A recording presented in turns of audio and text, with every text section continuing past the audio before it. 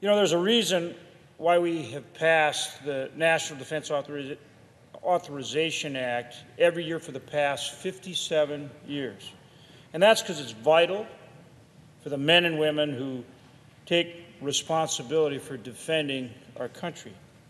Passing the Defense Authorization Bill is one of the most important things that we do in this chamber. And I look forward to passing the bill that we have before us out of the Senate and getting it through conference and signed into law very soon. I want to start by briefly thanking the bill managers for including a number of my amendments, but one that I'll mention that they have added to the manager's package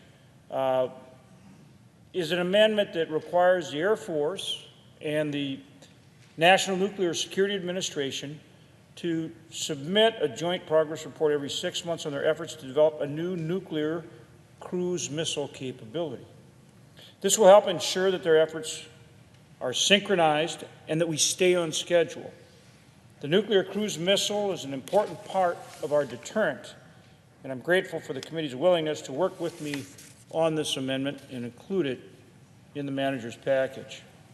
This year's legislation contains its share of noteworthy provisions, certainly, and I won't be able to mention them all, but I do want to talk about some of them here today. For example, it authorizes a 2.6% pay raise for members of the armed services, which is the highest pay raise we've been able to include in more than a decade, something they very much deserve. Thanks to the good work of the Senate Armed Services Committee, the bill also takes important steps to modernize the personnel system to provide greater career flexibility and make sure that we can meet the needs of the professionals who serve across our magnificent armed forces. In addition to personnel matters, I'm pleased to note that the legislation supports our nation's strategic priorities as reflected in the National Security Strategy, the National Defense Strategy, and the Nuclear Posture Review. Those documents rightly point out that we face emerging challenges from Russia and China. And while we hope to avoid confrontation with these nations, there's no question that we are in competition with them. And this year's NDAA helps align our forces to make sure that we maintain our competitive advantage.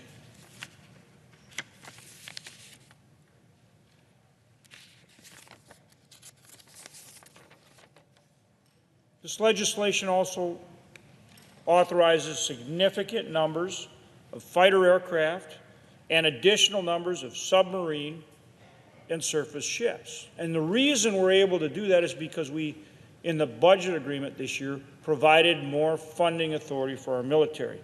Again, something that we very much needed to do. This legislation also fully authorizes the nuclear modernization program aimed at sustaining and modernizing all three legs of the nuclear triad, as well as extending the service lives of our nuclear warhead. Modernizing our nuclear forces is extremely important for our national security, as well as to my home state. In my state, the Minot Air Force Base is home to two of the three legs of the triad, bombers and ICBMs. These men and women of the Minot Air Force Base are in the front lines of vital missions, and updating our nuclear force will help ensure they continue to fulfill this vital role in coming decades. In just the past few months, I've visited that base, and we've had ongoing deployments to the Korean Peninsula, based TDY out of Guam, as well as to the Middle East, and taking an important role in what's going on in Iraq and Syria. And I also want to highlight in this legislation the Air Force's plan to replace the engines on the Venerable B-52 aircraft, something that I've worked on quite a bit. We expect that aircraft, which has been a workhorse for us for many years, to remain a key element of not only our nuclear deterrent, but an important component of our conventional bomber force for decades to come. And new engines will help keep it flying and ensure that it continues to fulfill those vital roles. And the legislation also provides for significant investment in emerging technologies that will position our forces to remain the most capable military on Earth, including investments in hypersonic weapons and directed energy weapons. Another base in my state, the Grand Forks Air Force Base, has the Global Hawk mission. And this legislation makes sure that we continue that support for the Global Hawk, which is an unmanned aircraft that provides an incredibly important role in ISR, intelligence, surveillance, and reconnaissance, really global reach, and is a very important part of our global reach. Legislation also authorizes the annual military construction program with an Army Readiness Center in Fargo, North Dakota, and a helicopter operations facility at the Minot Air Force Base, representing two examples of military construction projects made possible through this legislation, and again, things I've worked hard on, as well as other support for our National Guard in my state and across the country. This bill includes language that provides higher allowances for Guard members on lengthy or numerous deployments.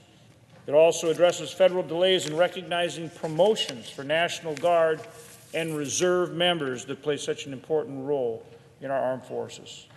Now, there are too many provisions to go through all of them, obviously, but the point is we need to pass this legislation for our men and women in uniform. We have the finest armed services in the world, and they deserve our careful and deliberate attention to ensure that they have the benefits they deserve, the tools they need, and the support that we owe them. Again, I look forward to completing work on this legislation, and then as a member of the Senate Appropriations Committee, and I'm on the Defense Appropriations Committee as well, I will work hard to make sure that we have the appropriate funding to go with this authorization, the authorization that we provide in this legislation, to make absolutely sure that we support our incredible men and women in uniform. We owe them so much, and it is an honor and a privilege to work on their behalf.